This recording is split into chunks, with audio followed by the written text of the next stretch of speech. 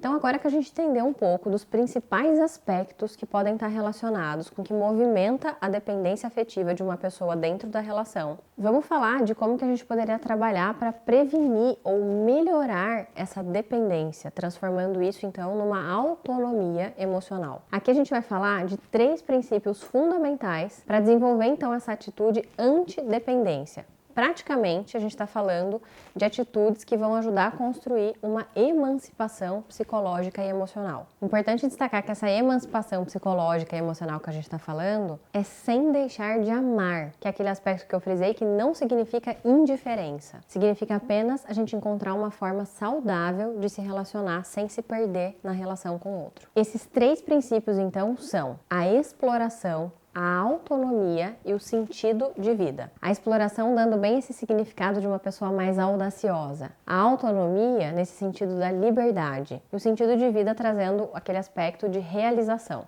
Ou seja, uma pessoa que é audaciosa, livre e autorrealizada dificilmente vai desenvolver um apego irracional. Então vamos falar do primeiro aspecto, que é o da exploração, que é aquilo que eu disse de ser mais audacioso. Aqui, isso significa realmente isso, explorar outras áreas, outros aspectos. É muito comum uma pessoa mais dependente emocionalmente, ela se voltar completamente só para a relação. É quase que uma forma de se anulando seus gostos, suas vontades, seus hobbies. Parece que tudo na vida daquela pessoa passa a girar em torno do relacionamento. E isso é muito ruim. Aqui a gente precisa lembrar que amar não é se anular, muito pelo contrário, é aprender a crescer a 2. Eu sempre gosto de trazer uma fala para os meus pacientes sobre relacionamento, em que em relacionamento 1 mais 1 nunca é 2, 1 mais 1 é sempre 3. E isso significa que uma individualidade deve continuar existindo, a outra individualidade deve continuar existindo, e aí a gente tem uma terceira coisa, que é o casal. A gente deve aprender a equilibrar essas 3 coisas. Então esse pilar, ele está dizendo justamente de explorar mais os aspectos da tua individualidade. Aqui uma outra imagem que a gente pode fazer também é a ideia de que você como indivíduo seria uma mesa.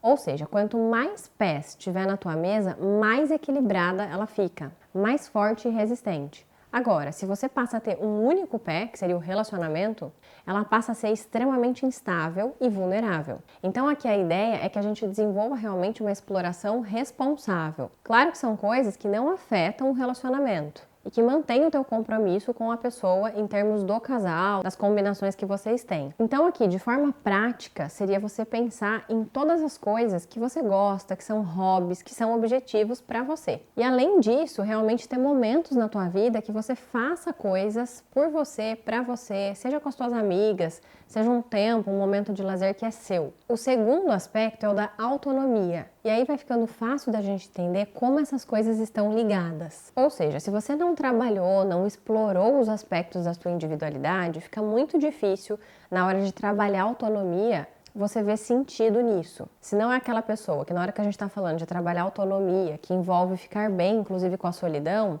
ela vai se ver sem saída, sem ter o que fazer. E vai ficar até muito desconfortável nessa situação com ela mesma. Então a autonomia, ela passa por ressignificar, por exemplo, a solidão. Que nada mais vai ser do que um tempo que, na verdade, você vai aproveitar para ter com você mesmo. Dentro desse aspecto da autonomia, também vai ser muito importante a gente pensar em desenvolver a autossuficiência e a autoeficácia. Aqui a gente está falando objetivamente de aspectos e coisas como cuidar de si mesmo. Resolver as próprias coisas, resolver problemas. Então é aquilo de não se ver como alguém frágil, vulnerável, que precisa do outro para resolver ou para lidar com as situações da vida. Nesse ponto pode envolver um certo medo de enfrentar essas situações, ou você pode se ver numa situação que você já se sente acomodado. Aqui necessariamente vai envolver você começar a se expor e enfrentar esses medos. Comece pensando em algumas coisas que são menores, mas que você possa pegar, resolver, fazer por tua conta, sem pedir ajuda, sem pedir o apoio de uma outra pessoa. Quanto mais você for enfrentando essas pequenas coisas, mais você vai se fortalecendo. O terceiro aspecto para fechar então esses 3 princípios fundamentais está relacionado com o sentido da vida. E aqui a gente pode até relacionar com aquela ideia da mesa que eu falei agora há pouco, no sentido de ter outros aspectos, de ter outros valores regendo a vida, que não apenas o relacionamento. Até porque o relacionamento afetivo é só um aspecto da tua vida.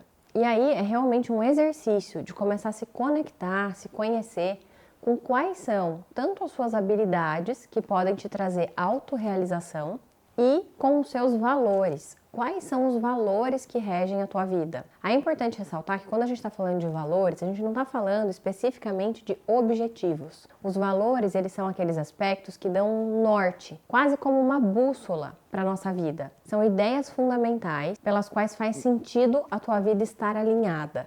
Então aqui realmente é uma reflexão de autoconhecimento, de expandir a tua percepção de quais são os valores que norteiam a sua vida. Vamos aproveitar e incluir a pergunta que eu acabei de receber aqui da minha equipe. Camila perguntou se isso tudo refere-se apenas a relacionamento amoroso ou a gente pode pensar em termos de outras relações. Sim, a gente pode pensar em termos de todas as nossas relações. Aqui a gente está falando de coisas muito centrais, aquelas deficiências emocionais e psicológicas, como uma vulnerabilidade, como um baixo autoconceito. A gente pode acabar projetando isso em diversas relações. Então isso vale sim para todo esse âmbito de formas com que a gente se relaciona, se apega às pessoas, que pode ser de forma mais saudável ou menos. Para finalizar, vou deixar uma frase do Carlos Drummond de Andrade que eu adoro, que diz assim: as pessoas não se precisam, elas se completam, não por serem metades, mas por serem inteiras, dispostas a dividir objetivos comuns, alegrias e vida. Eu espero que esse vídeo tenha sido útil. Se você gostou, deixa seu like aqui para eu saber que esse conteúdo é relevante. Se você não está inscrito no canal ainda, já se inscreva. Envie esse vídeo para outras pessoas e a gente se vê no próximo vídeo. Um beijo!